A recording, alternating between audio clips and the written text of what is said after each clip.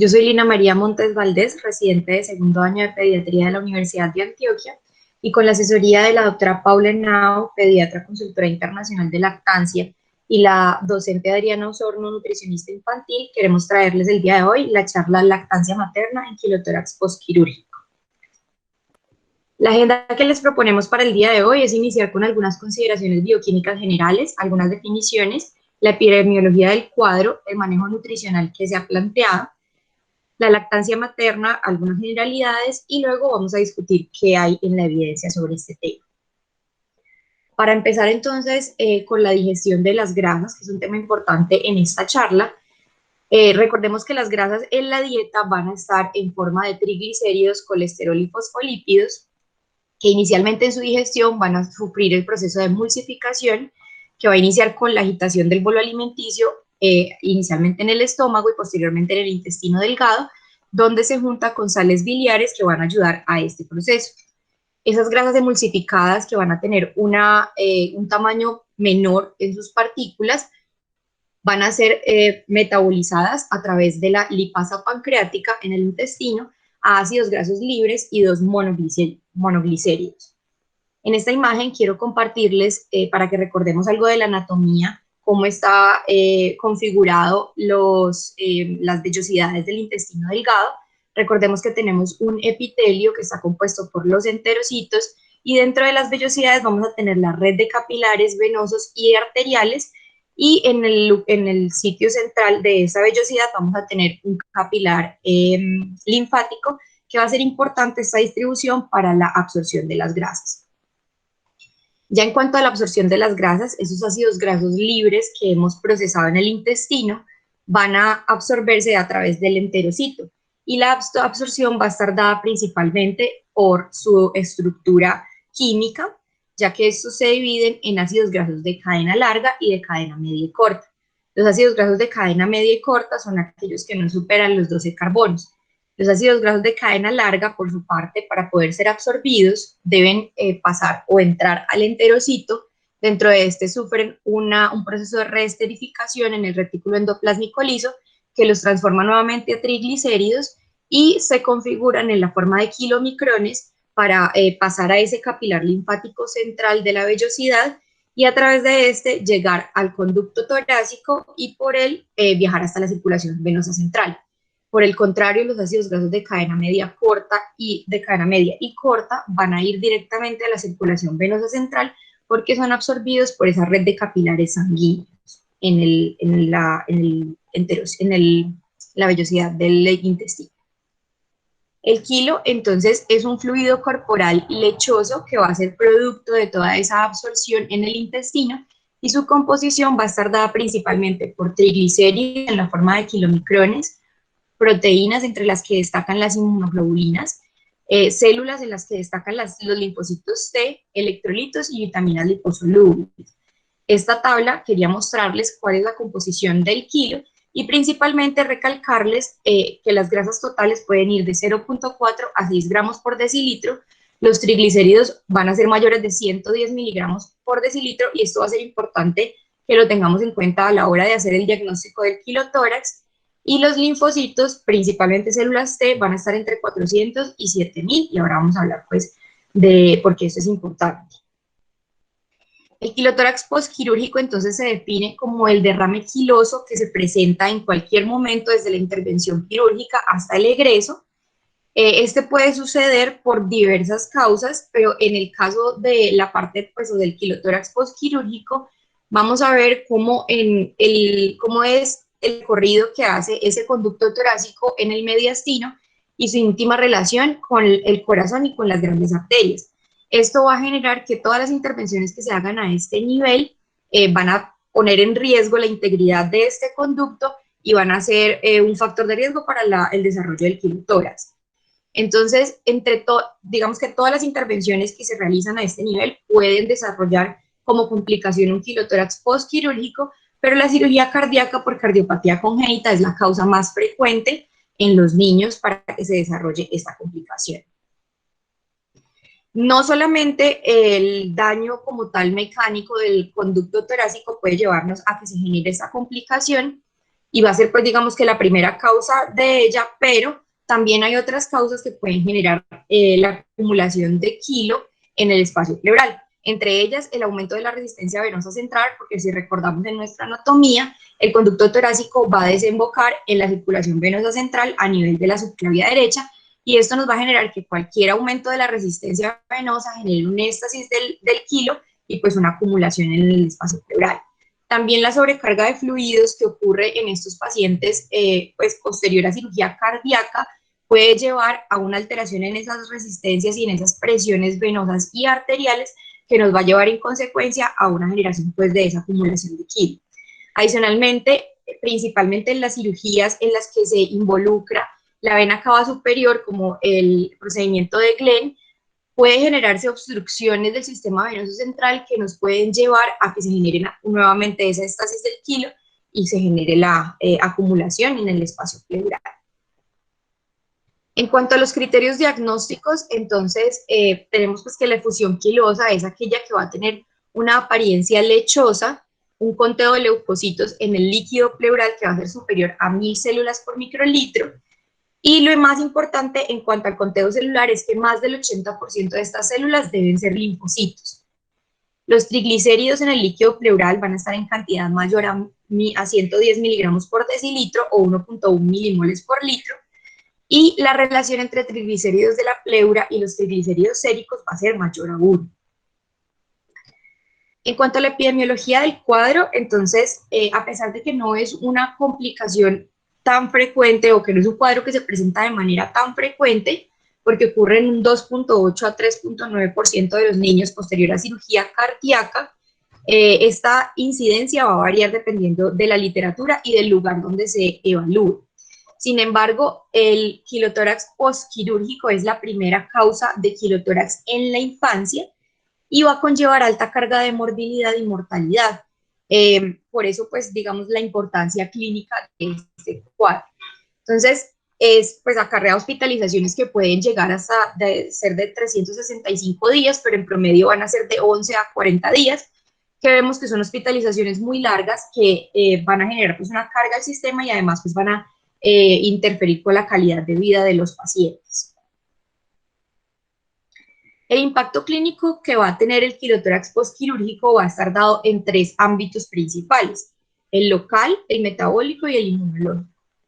En cuanto a la parte local, esa acumulación de, pues cualquier acumulación de fluido en el espacio pleural, principalmente pues en las cantidades que se puede presentar el derrame quiloso, va a generar una compresión pulmonar, un desplazamiento de las estructuras mediastinales. Todo esto nos puede llevar a compromiso de la parte ventilatoria y también a compromiso hemodinámico. En cuanto a la parte metabólica, como vimos, es un fluido con alto contenido de proteínas, alto contenido de grasas, alto contenido de células, y eso va a estar implicado pues en su impacto clínico metabólico. Entonces estos pacientes están propensos a generar hipoproteinemia, principalmente expensas de albúmina, van a tener pérdida abundante de grasas, de vitaminas y electrolitos, y en cuanto a los electrolitos, los principales trastornos que se reportan son la hiponatremia y la hipocalcemia. En cuanto a la parte inmunológica, entonces va a haber una pérdida significativa de células, y como les mencioné anteriormente, principalmente a través de los linfocitos T, y también va a estar acompañada de una gran pérdida de proteínas, entre las que destacan las inmunoglobulinas. El manejo del quirotórax postquirúrgico ha sido un motivo pues como de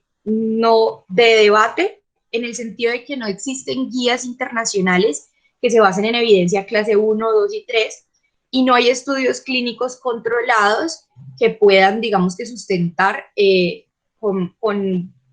buena fuente pues, o buena evidencia este manejo como tal. Pero lo que se acepta internacionalmente es que existen 4 pilares para el manejo del quilotórax postquirúrgico.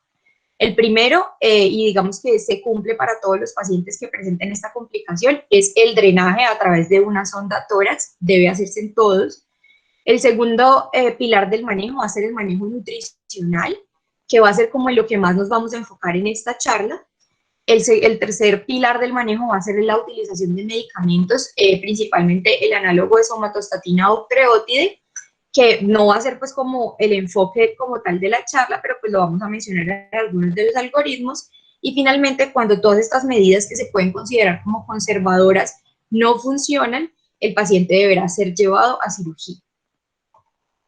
Entonces, en cuanto al manejo nutricional, partiendo pues de la base de que el kilo es un fluido rico en triglicéridos de cadena larga, el objetivo del tratamiento nutricional va a ser reducir el flujo del kilo por el conducto torácico. Y como vimos, pues por la absorción y el metabolismo de las grasas, el principal método para lograr este objetivo va a ser reducir la cantidad de triglicéridos de cadena larga que se absorban en el intestino. Entonces, de acuerdo a esto, vamos a tener dos posibilidades de manejo nutricional que van a escogerse dependiendo pues de la cantidad de drenaje que el paciente presente por la sonda tórax. El manejo nutricional enteral o oral modificado va a partir pues de la base de restringir los ácidos grasos de cadena larga y dar una dieta que sea rica en triglicéridos de cadena media, conservando una cantidad de triglicéridos de cadena larga que no sea menor al 3% para cubrir las necesidades o los requerimientos de ácidos grasos esenciales que no se pueden sintetizar en el cuerpo y que se van a obtener a través de la dieta con esos triglicéridos de cadenas largas. Entonces, la literatura realmente no es muy, o es muy escueta a la hora pues de manifestar cuál sería la cantidad máxima de triglicéridos de cadena larga que podamos tener en la dieta que nos permitan pues hacer el manejo nutricional en estos pacientes. No se encuentran muchas recomendaciones a este nivel y de lo poco que se puede encontrar, que por eso no lo pusimos porque no son recomendaciones basadas pues en estudios muy fuertes, es que se debería conservar una cantidad de triglicéridos de cadena larga que no superara los 4 o 5 gramos por día. Sin embargo, pues esto va a estar también muy determinado con la evolución clínica del paciente. La otra opción terapéutica nutricional va a ser el reposo intestinal junto con nutrición parenteral. Y pues obviamente en esta opción, digamos que la base va a ser dar nada por vía oral. En los pacientes, o incluso algunos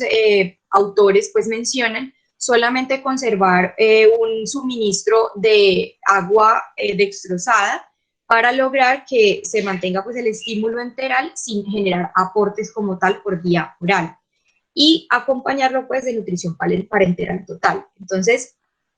escoger uno u otro camino va a depender, como les decía, de la cantidad del drenaje de la sonda tórax y el número pues mágico, por así decirlo, en este caso es el 20 mililitros por kilo por día. Aquellos pacientes que tengan menos de este drenaje pueden ser llevados a nutrición enteral u oral modificada y los que tengan un drenaje que supere esta cantidad deberán ser llevados inmediatamente a reposo intestinal con nutrición parenteral.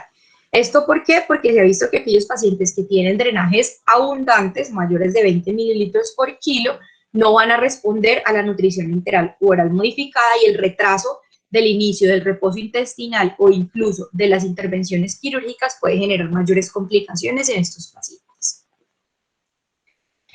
Como les mencioné, no existen guías internacionales y mucho menos guías nacionales, pero quisimos traer pues como algo de lo que se hace a nivel regional y tomamos pues como base la guía de una de las instituciones que tiene mayor, digamos que trayectoria y experiencia en el manejo de pacientes con cardiopatías congénitas y con cirugías complejas. Y esta guía entonces pues nos plantea un manejo que es muy acorde a lo que mencionamos pues que se acepta digamos que de manera mundial.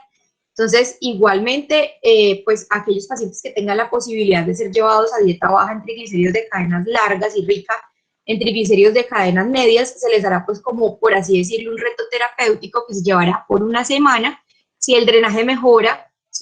siendo menor a 10 cc por kilo por día, se continuará estos cambios en la alimentación de 3 a 6 semanas, pero si no mejora, entonces se debe evaluar la posibilidad de pasar al paciente a nada vía oral y NPT, y adicionalmente, pues,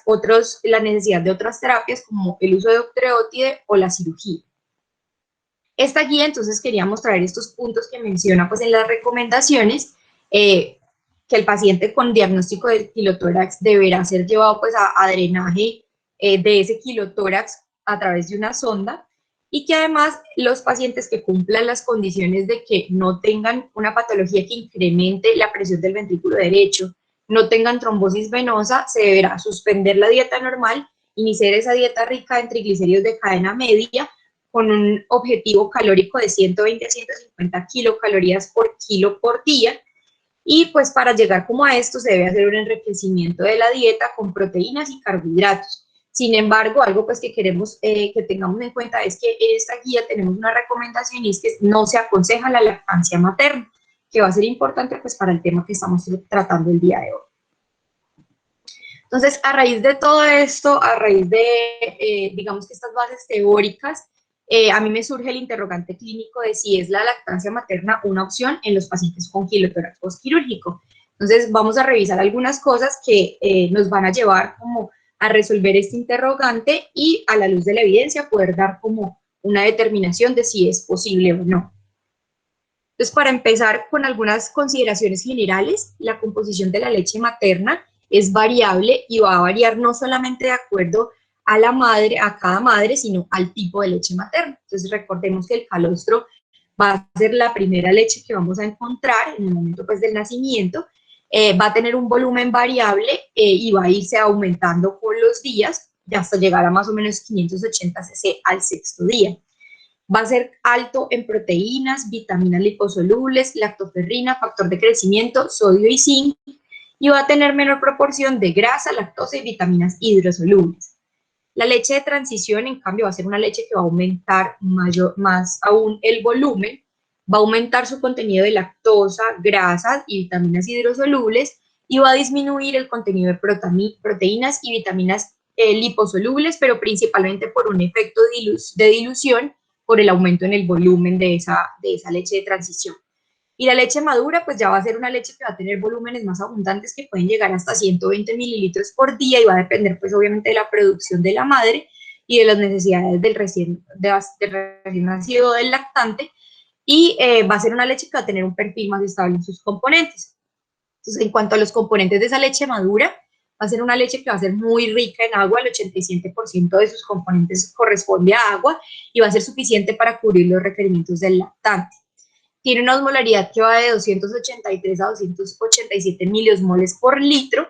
y digamos que entre mayor carga de solutos, pues va a haber mayor requerimiento de líquidos, pero la leche materna tiene la propiedad de adaptar también esas cantidades de líquidos para poder que el lactante no vea afectado pues como sus requerimientos. En cuanto a energía, pues tiene un contenido de 670 a 700 kilocalorías por litro y va a estar principalmente representado en el contenido de carbohidratos y de grasas.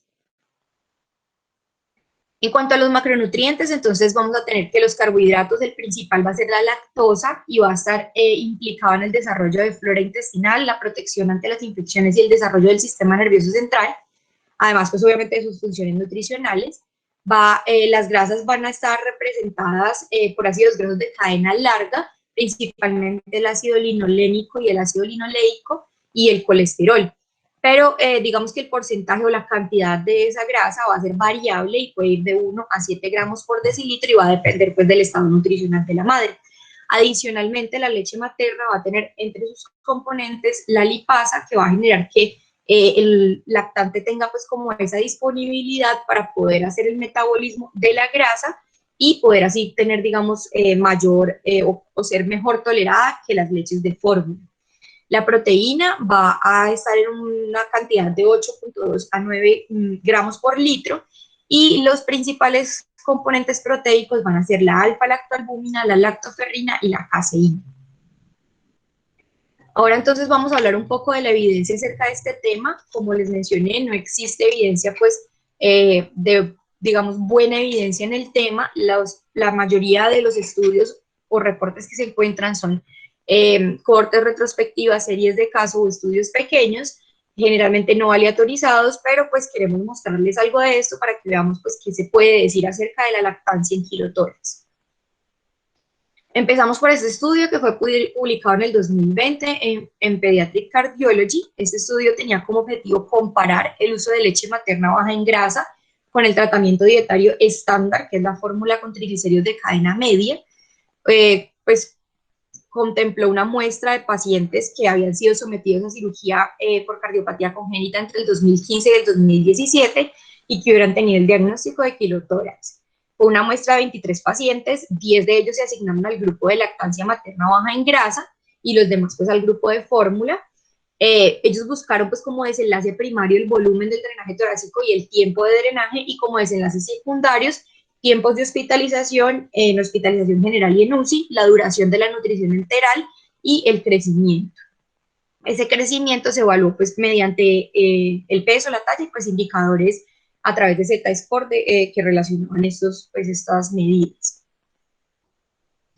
Hicieron un proceso para modificar la composición de la leche materna, en el que primero hicieron una centrifugación refrigerada de esta leche materna, que generó la separación de los componentes en fracción grasa y fracción baja en grasa. Posteriormente se hizo una eliminación manual de la fracción grasa, y esa fracción no grasa o baja en grasa se fortificó con aceites ricos en triglicéridos de cadena media para conservar un porcentaje de 2 al 4% y mantener, pues digamos que el aporte calórico de la leche para estos pacientes. Aquí podemos ver cómo cambió el contenido o la composición de esa leche materna modificada respecto a la leche materna normal,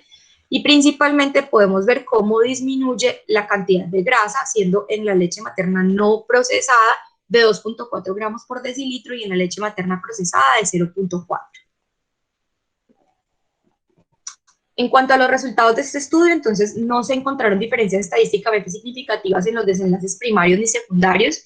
No hubo diferencias en los desenlaces de crecimiento, que es una de las preocupaciones al generar una modificación de la leche por la disminución de las grasas y por la disminución del contenido calórico.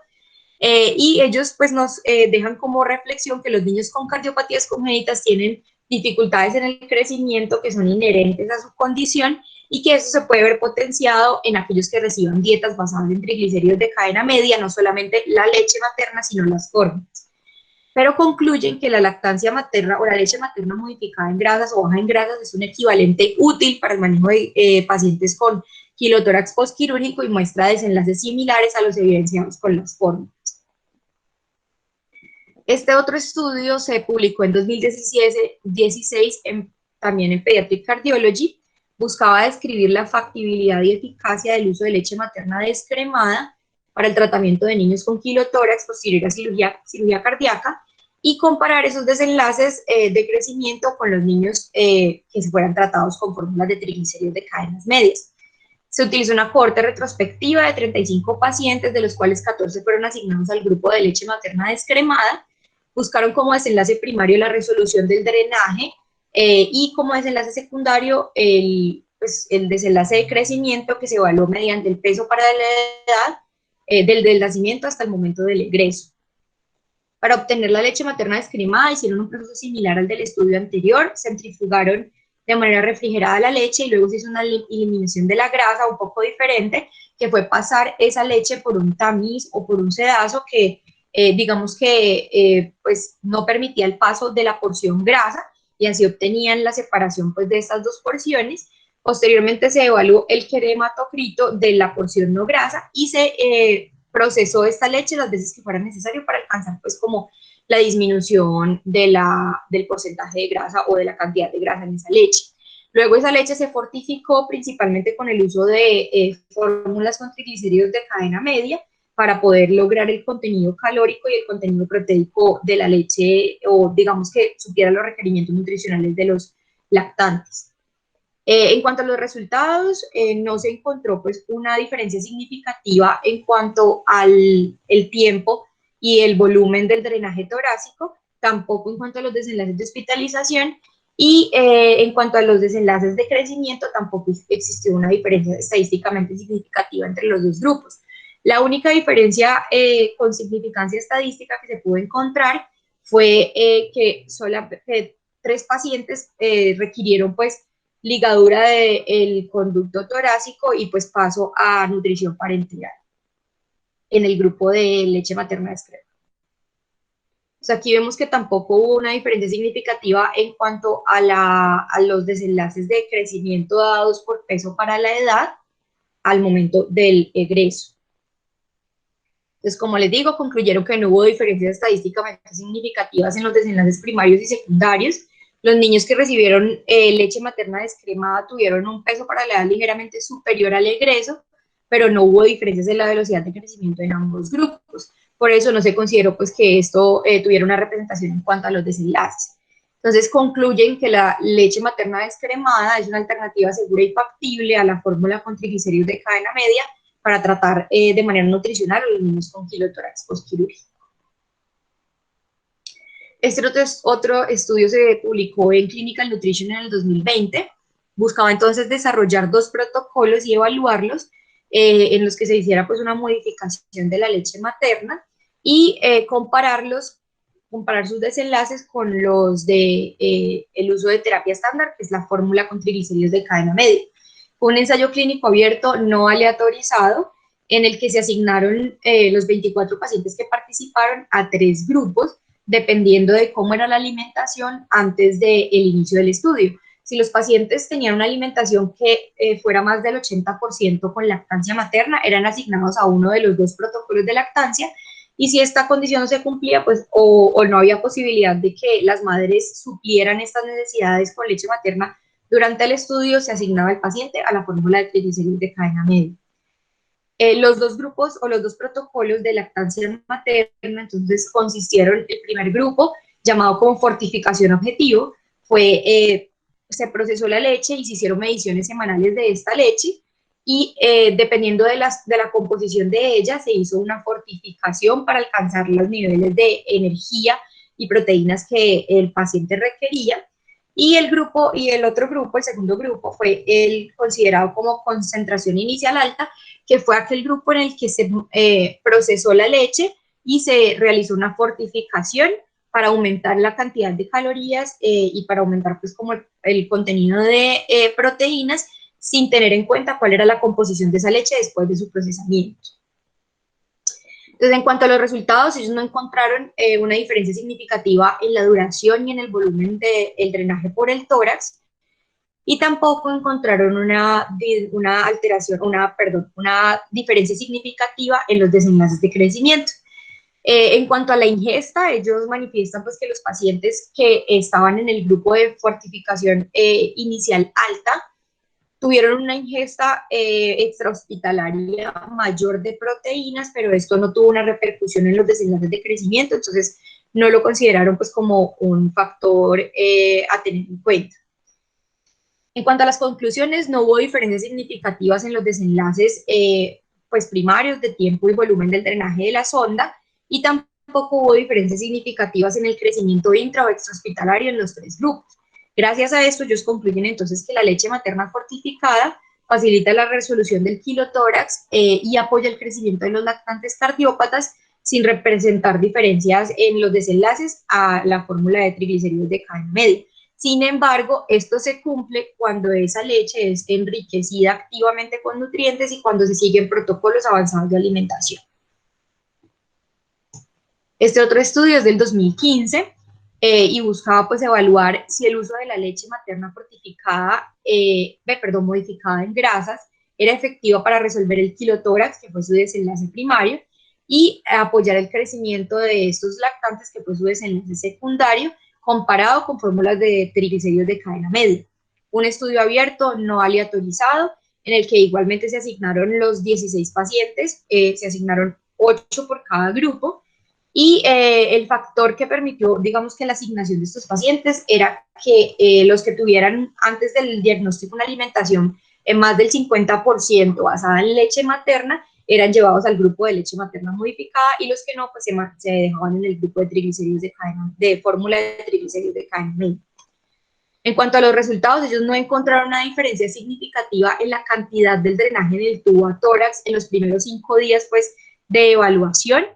entre los 2 grupos, y tampoco encontraron una diferencia significativa en cuanto a la duración de ese drenaje del tubo.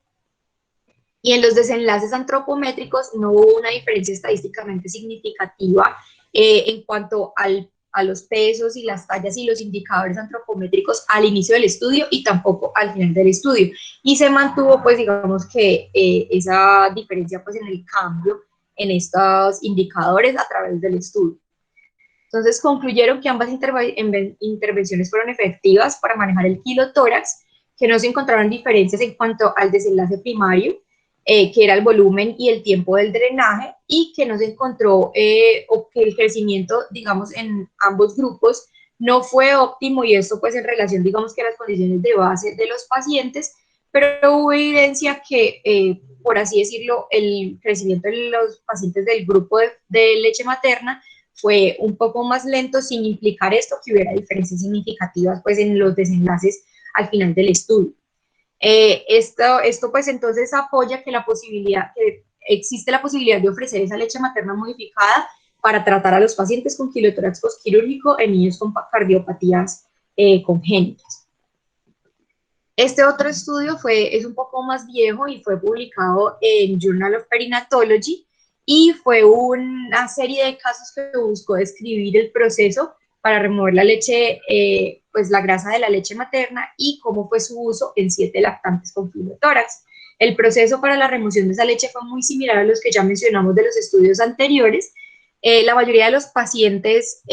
pues que al inicio del estudio pues eran a término y tenían quilotórax congénito o era un quilotórax posterior a intervención por hernia diafragmática o por cirugía cardíaca.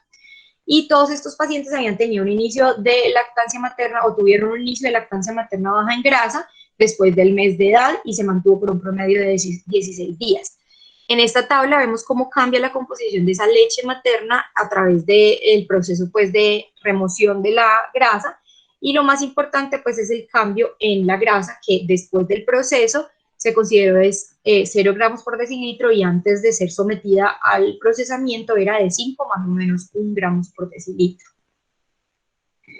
En cuanto a los resultados de este estudio, entonces ellos pues concluyeron con los resultados pues que el uso de leche materna no resultó en reacumulación del derrame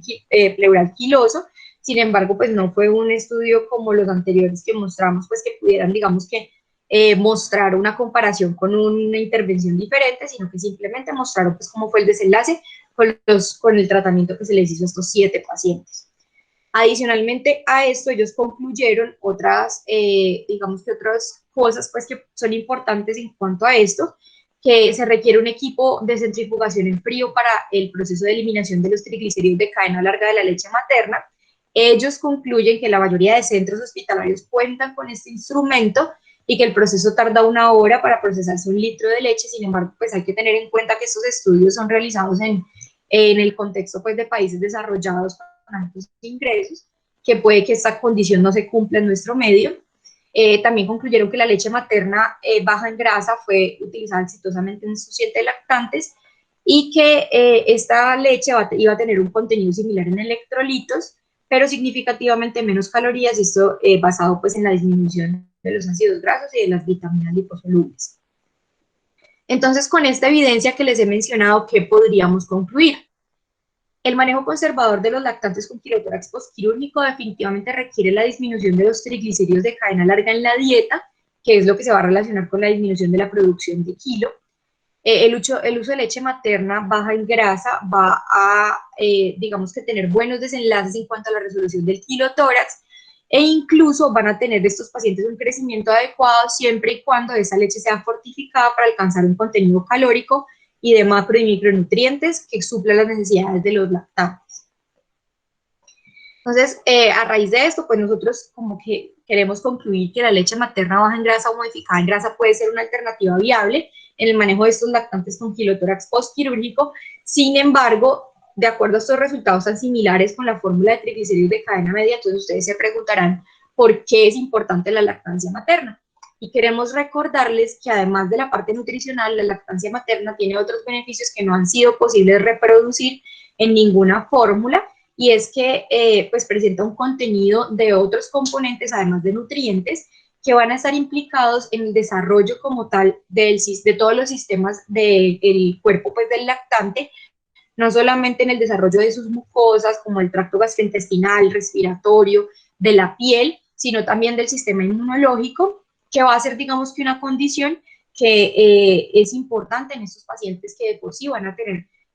alteraciones que pueden generar una predisposición a mayor complicación en cuanto a infecciones, en cuanto pues a la presentación de autoinmunidad y alergias. Entonces, la evidencia es realmente muy amplia y no vamos a discutir esta evidencia el día de hoy porque no es como el objetivo de la charla, pero sí queremos hacerles énfasis en que estos beneficios no son reproducibles con las fórmulas de triglicéridos de cadena media y que eso es lo que nosotros debemos buscar al incluir de pronto la lactancia materna en estos pacientes.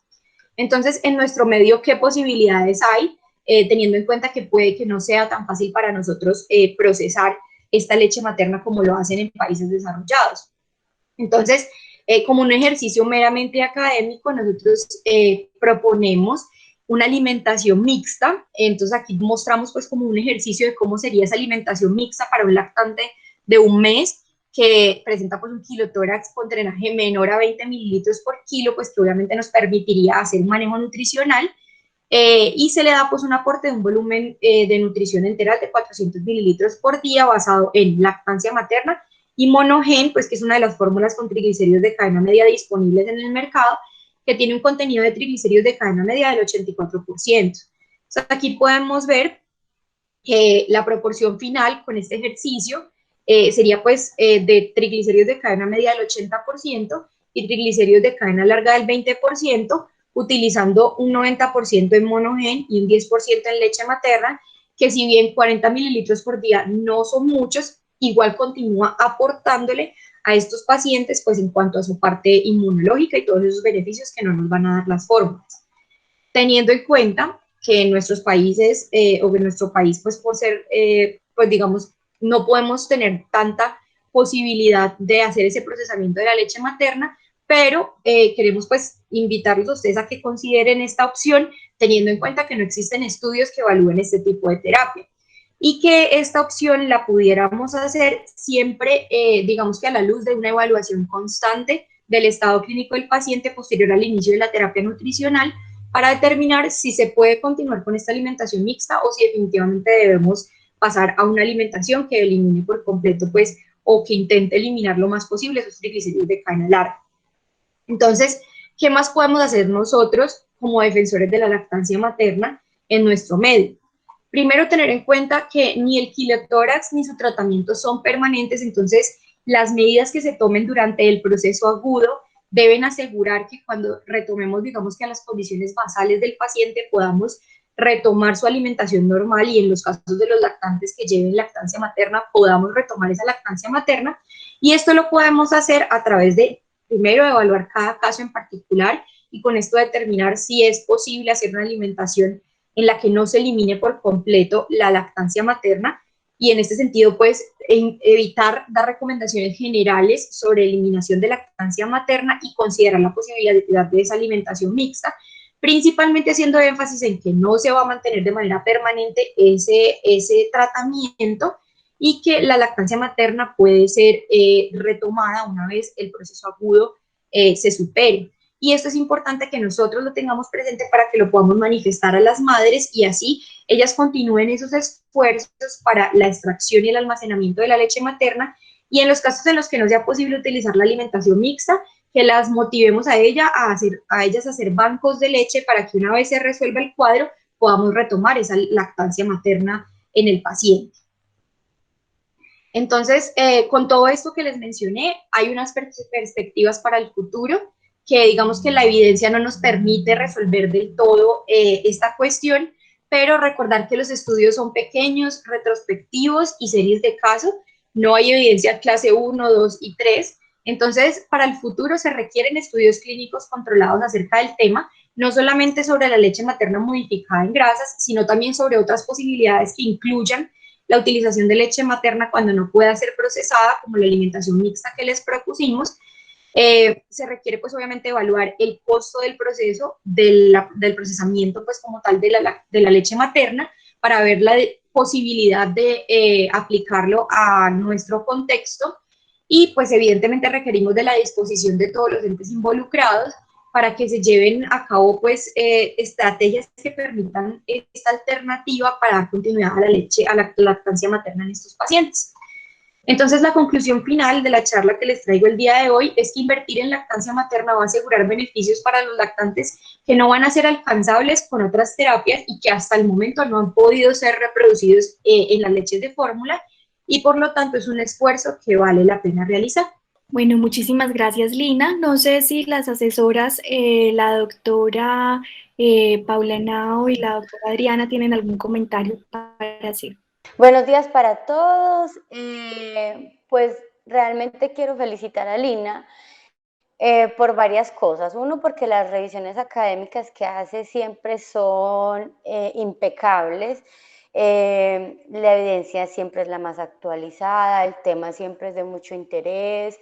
Y creo que logra, y dos, porque logra siempre conectarnos mucho con el tema de lactancia desde cualquier ámbito. Creo que eso es muy importante a resaltar en Lina, y es que definitivamente nosotros siempre sí o sí deberíamos pensar en la leche materna como el alimento ideal. Creo realmente que estas guías regionales que tienen un no rotundo frente al uso de la lactancia materna, quizá podrían contemplar otras alternativas como nosotros lo hicimos. Yo le contaba a Lina que nosotros en realidad no hemos tenido tampoco muchos casos de quilotórax en niños, ¿sí? Pero ello no debería descartar la posibilidad de usar la leche materna, es decir, condiciones clínicas en las que uno realmente diga no lactancia o no leche materna son muy pocas, y siempre tendríamos que buscar una alternativa para poderla utilizar. En el ejercicio que nos pusimos a hacer, que ese es el arte de la nutrición, que tú puedas de pronto, pues yo lo digo, hacer maromas, combinar alimentos, estrategias, hacer cálculos, pero que de alguna manera, si se fijan, con algo de leche materna sin descartarla por completo, logramos una proporción de triglicéridos de cadena larga y triglicéridos de cadena media muy similar a lo que aporta el monogen. Entonces, obviamente en la clínica siempre el paciente será el último que nos va a determinar si el tratamiento es adecuado o no, pero no descartemos la alternativa. O sea, no descartemos una opción, y tengamos siempre presente que para las madres es súper importante como ese apoyo, ese granito de arena, eso que ellas hacen, ¿cierto? Para las madres, ofrecer su leche materna como tratamiento nutricional para el niño es una satisfacción enorme, porque ellas sienten que hay algo que están haciendo por la recuperación de su hijo. Entonces, eso también es muy importante. Si la idea es alimentar, claro, como nuestro principal objetivo, pero la idea es siempre también apoyar esa lactancia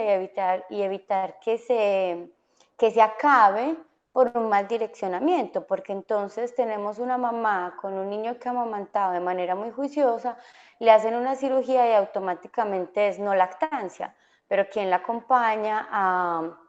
que se mantenga la extracción, a que se haga una conservación adecuada de esa leche? Entonces creo que hay muchos otros frentes en los que uno también tiene que trabajar en ese sentido, y la verdad me encantó el tema, Lina, muchísimas gracias.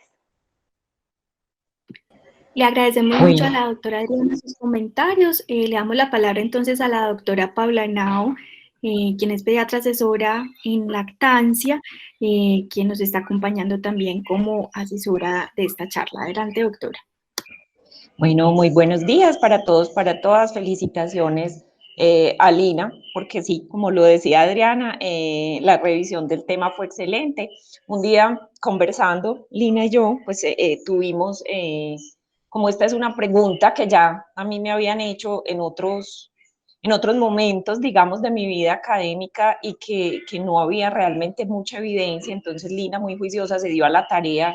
Me dijo, profe, yo voy a hacer la búsqueda, y hizo una búsqueda supremamente juiciosa. Entonces, pues sí tienen el resultado de una clase, de un RCP muy chévere, de un tema que poco o nada se habla, pues mínimo, pero que sí genera duda. En el contexto, pues, de que además Lina está haciendo su rotación por cardiología.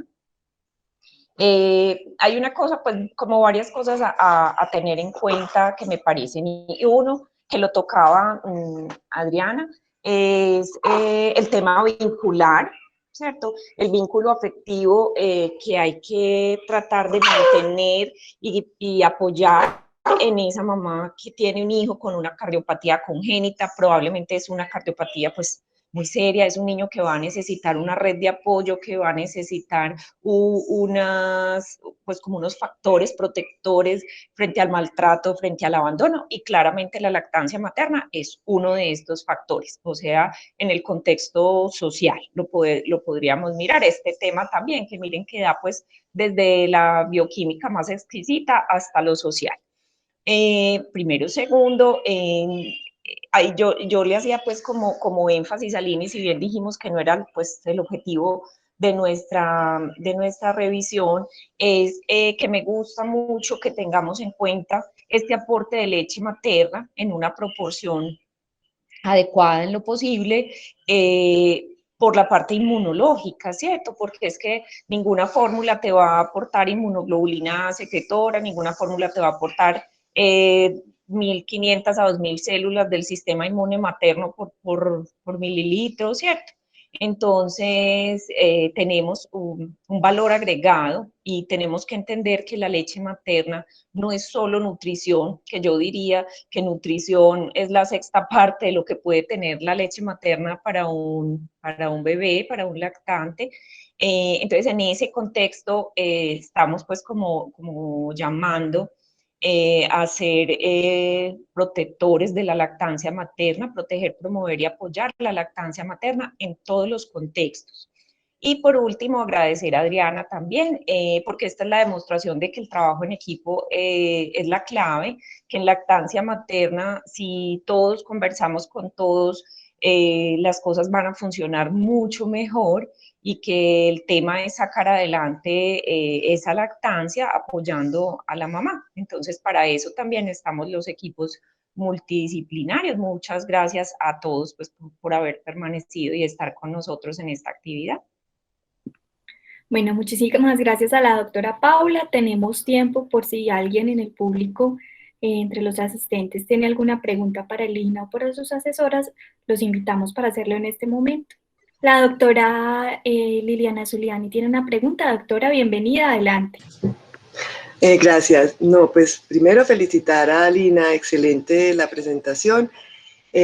Lina, me encantaron las imágenes del niño con el árbol esas imágenes de dónde las sacaron, o sea, son cosas muy bonitas y parece que fueran como de dibujo. Parece que son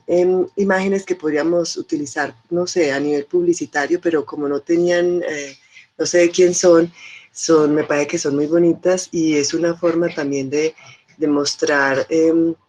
cómo la lactancia materna es un árbol de vida. Pues no sé, me pareció espectacular. No sé de dónde la sacaron, Lini.